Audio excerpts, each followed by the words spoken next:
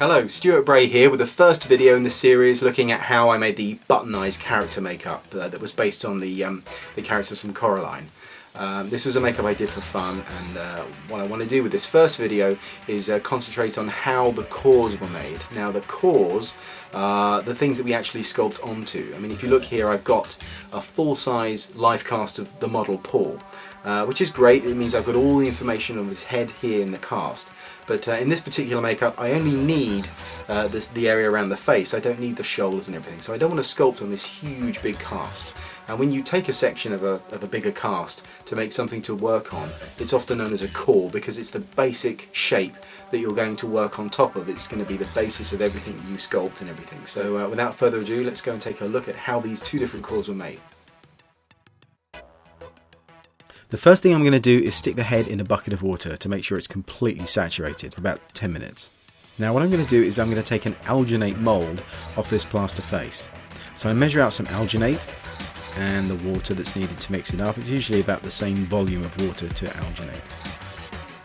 Mix it really well, adding more water if necessary, so we get a nice smooth kind of creamy mix. We don't want it to be too runny, because if it's too runny it's just going to run everywhere, and if it's too thick it will trap a lot of air.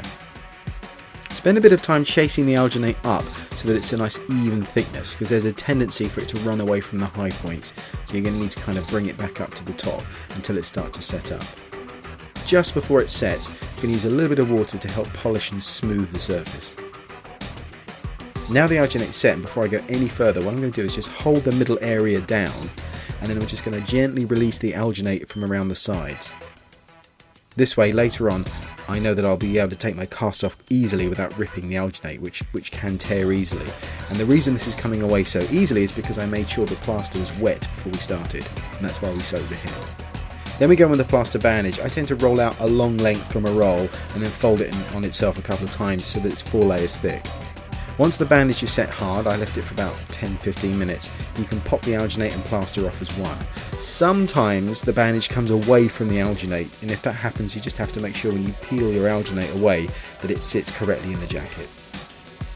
Now you'll see the whole thing is round like a bowl, and it won't sit straight, it won't sit level. So what we need to do is support it to keep it level.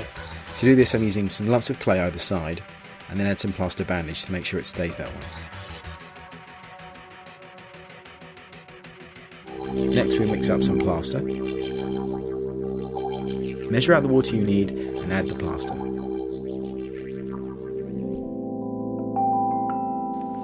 So it's time to put the plaster into the alginate. Just add a thin layer first to get the detail, and then add more and more to create a strong, even thickness.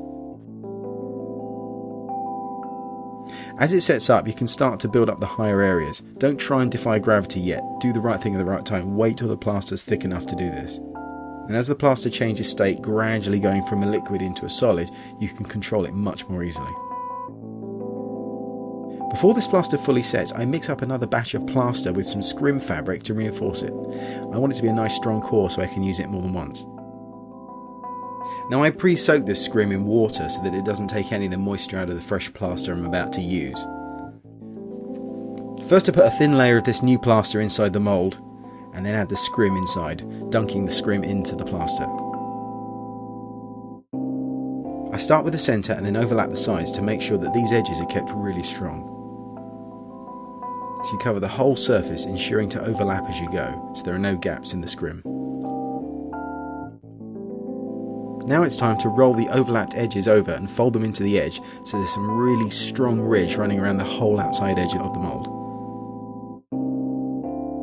Using a straight edge tool instead of your hands will help you get sharper, crisper edges. So I'm going to leave this for about an hour to set up. You can pop the plaster bandage off, peel off the alginate, and if you were careful, you may be able to get more than one cast out of there before the alginate starts to rip and break down. There's a few air pockets here and there, but nothing serious. We can clean this up using a few tools.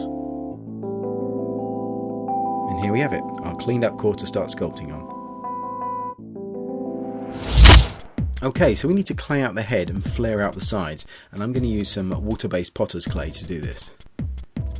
You just rough it in at first, and then you neaten it up once all the clay is on.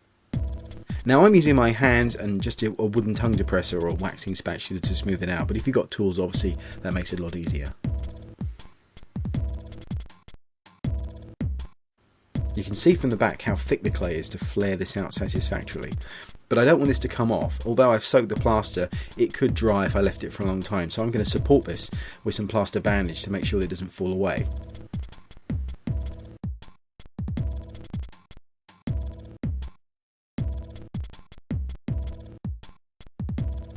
I'm now going to smooth this out. If you have a rubber kidney or something like that, that's good. Or if not, you could make one out of a piece of plastic. Just cut out a round shape from like an old plastic lid or sandwich box.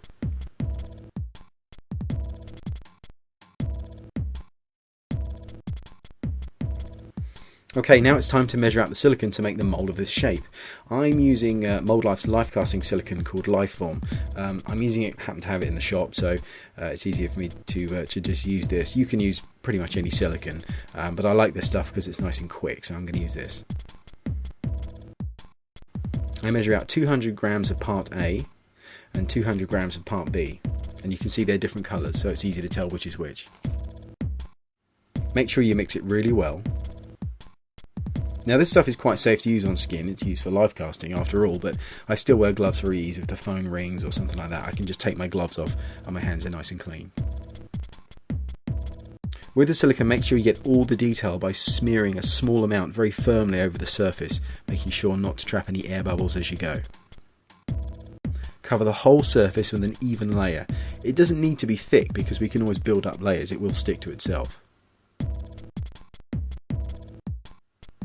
As it begins to set, it begins to thicken and I can add some more to the highest points, as naturally with the alginate too, these areas always become the thinnest as gravity pulls everything downwards away from the high points.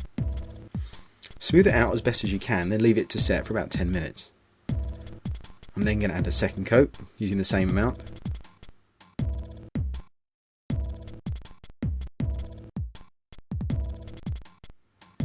Now before it sets completely, I'm going to use some dishwashing detergent just to smooth out the surface as much as possible. Just going to polish it with my hands. Again with the plaster bandage to go on to make a jacket to support the silicone. I use 4 or 5 layers of plaster bandage and then I'm going to use a thick rope around the edge again to reinforce the edges. Now that it's set, the plaster bandage should come off easily. Now you can pull off or peel the silicone away from the whole thing and it should come away once it's cured easily. Make sure the silicone's sitting correctly in the jacket and you get a nice strange optical illusion as if the face is actually coming out rather than going inwards on camera.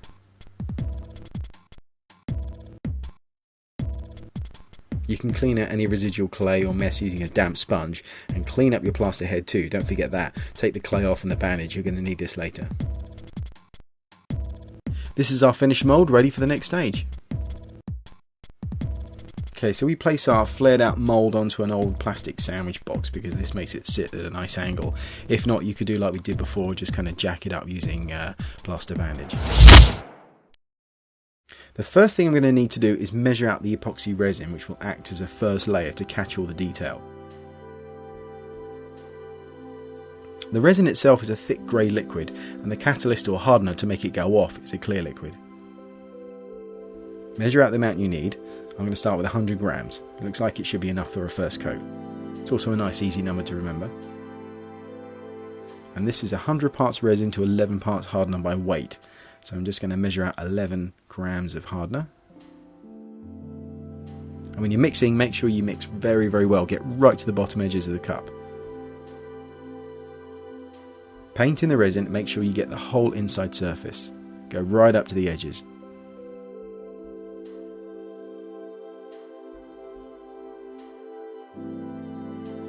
In about an hour and a half it became quite cheesy. I mix up another coat and then paint that in. I want to do 2 coats just to make sure. This is the first time I've used this material, so I just wanted to be very cautious and make sure I got a nice strong thick layer on the first coat. Once this has gone cheesy and almost set, but not quite, it's time to back this up with a carbon paste, which is a mix of carbon fibres in a resin mixture. It kind of looks like fluffy, wet, torn up paper. This material also needs a catalyst or hardener, which is a blue liquid. Here you can see that we need to add 20 parts hardener to 100 parts of the paste by weight. So I measure out an amount which I think is going to be as much as I need in one mix. Like I say, it's my first time with this, so I'm a bit cautious. I don't want to mix up too much. Add the amount of hardener required, which is 100 grams. And I'm wearing 2 pairs of gloves, just to be sure. I want my hands well protected, so I mix the hardener in with my hands. Squish it and squash it through in order to make sure it's well mixed. I also figured that rubbing this stuff through in a board would also help mix it well. I do this for another couple of minutes just to make sure.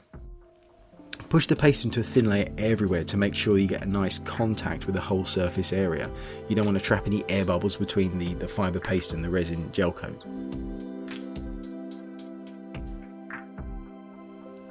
I found a technique of rolling it up into balls and then pressing them firmly in and then flattening them out worked quite well.